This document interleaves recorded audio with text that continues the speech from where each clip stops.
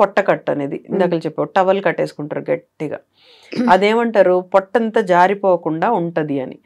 కానీ దానివల్ల వాళ్ళకి అంటే ఆ ఉద్దేశం మంచిదే అయి ఉండొచ్చు, కానీ పాతకాలంలో మరి అవి ఏ విధంగా దాన్ని స్టార్ట్ చేశారో ఇప్పుడు ఏం చేస్తున్నారు అంటే గట్టిగా ఒక టవల్ వేసి కట్టేస్తారు. దానివల్ల గర్భసంచి డెలివరీ అవ్వంగానే చిన్నదైపోదు, అది జస్ట్ బొడ్డు కింద వరకు వెళ్తుంది. అంటే సమ్ 12 వీక్స్ 14 వీక్స్ హైట్ అంటాం వాటిని. అంటే బొడ్డుకి అండ్ కింద ప్యూబిస్ అనే దానికి మధ్య వరకే ఎల్లు ఉంటుంది. సో నువ్వు ఇక్కడ దానివల్ల దీనికి ఇక్కడ కట్టు కట్టావనుకో ఈ గర్భసంచిని కిందకి తోసేస్తున్నావు కాన్స్టెంట్ గా. అంటే ఒక ప్రెషర్, మనకి ఏదైనా కిందకి వెళ్ళాలి అంటే ఏం చేస్తాం, పైనుంచి పుష్ చేస్తాం. అట్లా మీరు కట్టడం వల్ల ఏమవుతుంది అంటే గర్భసంచి తొందరగా జారిపోతుంది కిందకి, ప్రొలాప్స్ అంటాం. సో పాతకాలంలో ఆ కట్టడం వల్ల ఏమో ప్రొలాప్స్ అనేవి ఎక్కువ ఉండేవి, అంటే గర్భసంచి కింద జారడం. అప్పుడంతా నార్మల్ డెలివరీస్, నార్మల్ డెలివరీస్ లో ఇంకా తొందరగా కట్టేవాళ్ళు.